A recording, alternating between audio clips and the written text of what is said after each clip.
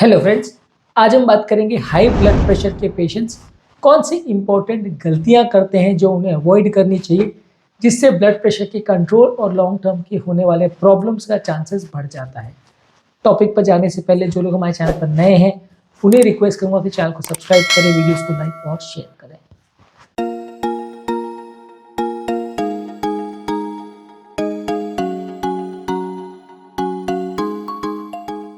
सबसे इम्पॉर्टेंट और कॉमन गलती जो लोग हाइपरटेंशन वाले करते हैं वो ये है कि दवाइयों के डोज को मिस या बंद कर देते हैं। यूजली जब वो दवाइयों को बंद करते हैं तो ब्लड प्रेशर वापस शूटअप करता है। ब्लड प्रेशर की दवाइयाँ ब्लड प्रेशर को क्योर नहीं करती है, कंट्रोल कर सकती हैं।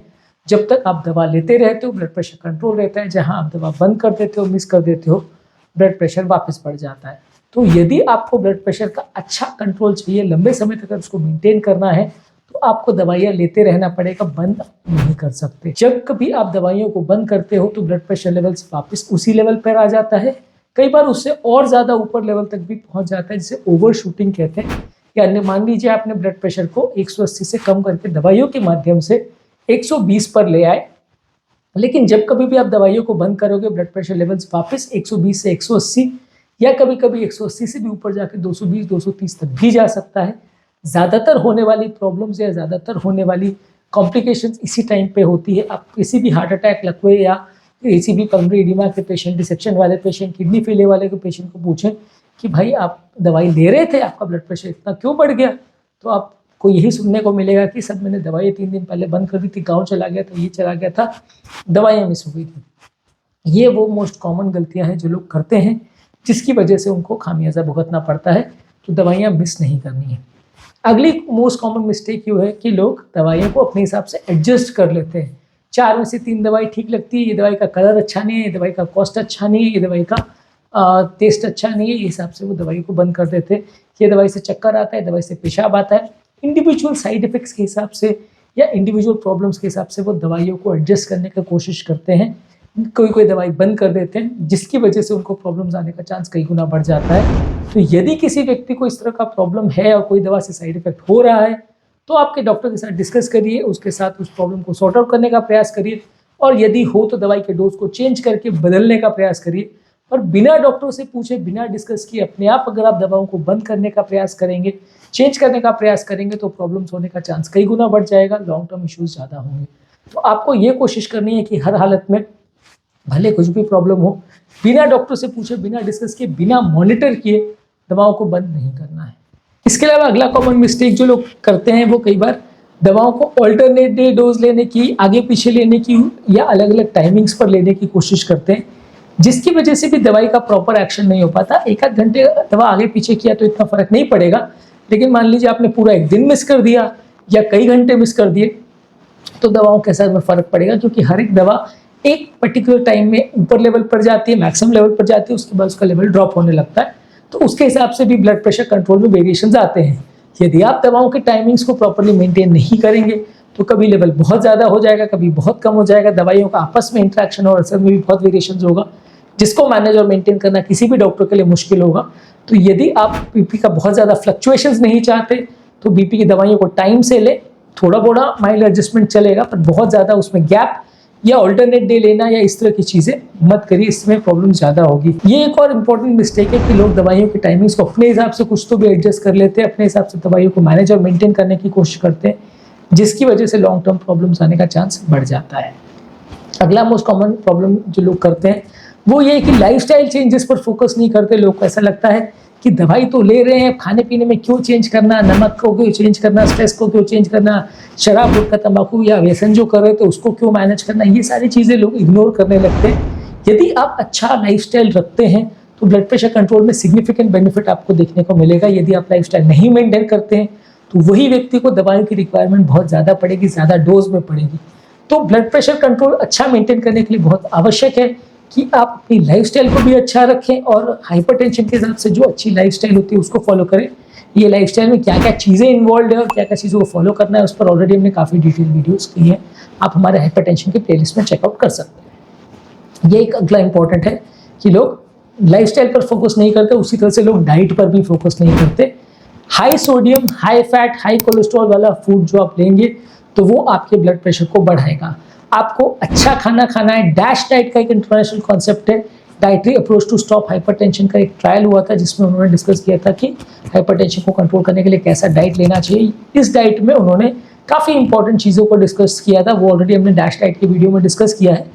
पर अगर आप इस तरह का डाइट फॉलो करते हैं तो आपका ब्लड प्रेशर कंट्रोल होने का चांस काफ़ी बेटर हो जाता है।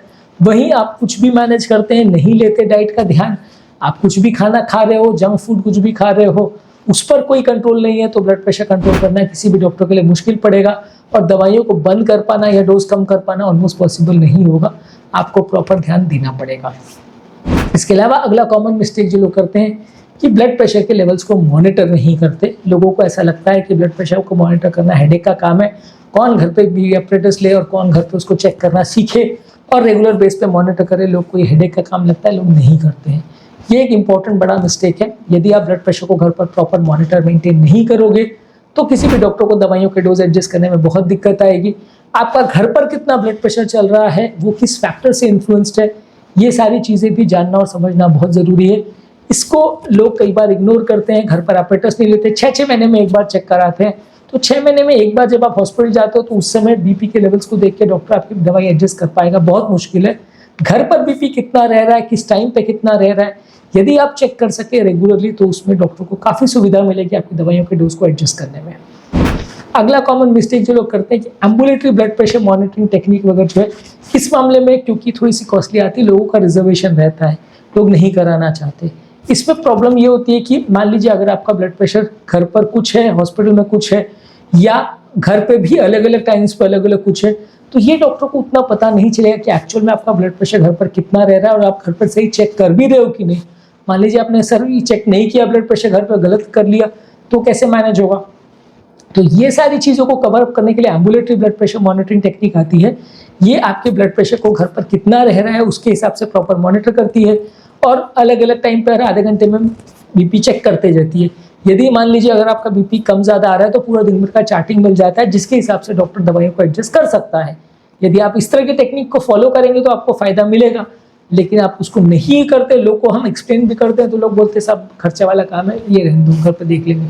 तो ये सारी चीज़ों को थोड़ा लोग फॉलो करेंगे, समझेंगे उसकी इंपॉर्टेंस को, तो ब्लड प्रेशर मॉनिटरिंग करना, मैनेज करना डॉक्टर के लिए आसान रहेगा। कॉस्टली है, एक बार में करने में 2-1 हज़ार रुपये जैसा खर्चा हो जाता है, लोग इसलिए नहीं कराना चाहते। पर ये सारी चीज़ों से बहुत ज़्यादा इंसाइट मिलता है डॉक्टर को ब्लड प्रेशर मैनेज करने के तरीकों पर, ब्लड प्रेशर कंट्रोल हो रहा है या नहीं उसको समझने में, और लॉन्ग टर्म आपकी मैनेजमेंट स्ट्रैटेजी को डिसाइड करने में मदद मिलती है। यदि आप इसको फॉलो कर पाएंगे तो डॉक्टर के लिए काफ़ी सुविधा होगी। अगला कॉमन मिस्टेक जो लोग करते हैं वो ये है कि दूसरी हेल्थ प्रॉब्लम्स को इग्नोर करते हैं।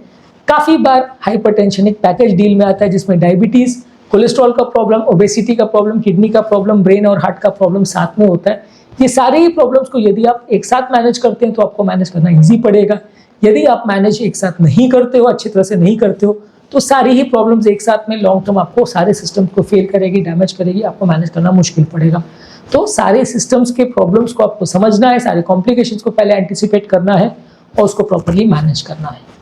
अगला कॉमन मिस्टेक जो लोग करते हैं कि सिम्टम्स को इग्नोर करते हैं। हाइपरटेंशन से रिलेटेड बहुत ज़्यादा सिम्टम्स नहीं होते, सो थोड़ा सर दर्द होना, छाती में दर्द होना, सांस फूलना, ब्रेन से रिलेटेड विजन प्रॉब्लम्स वगैरह होना, ये कुछ कॉमन सिम्टम्स हैं, लेकिन ये सब पेशेंट में नहीं होते हैं, सिर्फ 10-20% पेशेंट में होते हैं। अब कुछ लोग का क्या होता है कि सिम्टम्स होते रहते हैं लेकिन वो इग्नोर करते रहते हैं, और कुछ लोग का ये है कि वो सिम्टम्स के भरोसे ही बैठे रहते हैं कि जब सिम्टम होगा तब दवा लेंगे। तो दोनों ही चीज़ गलत है। यदि आप सिम्टम्स के भरोसे बैठे रहोगे तो 90% ऑफ द टाइम्स आप मिस कर जाओगे, क्योंकि सिम्टम्स खाली 10-15% केस में ही होगा।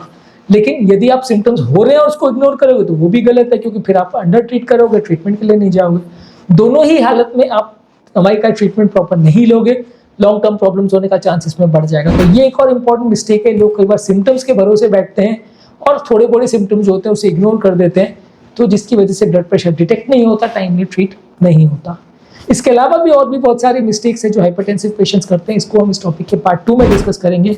आज के टॉपिक में इतने ही मिस्टेक्स पर हम बात करेंगे, टॉपिक ऑलरेडी काफ़ी लेंदी हो गया। आज के टॉपिक में जो हमने पॉइंट्स पर बात की, उम्मीद करूँगा कि वो टॉपिक आपके लिए यूजफुल रहा होगा। जो लोग हमारे चैनल पर नए हैं उन्हें रिक्वेस्ट करूँगा कि चैनल को सब्सक्राइब करें, वीडियोज़ को लाइक और शेयर करें।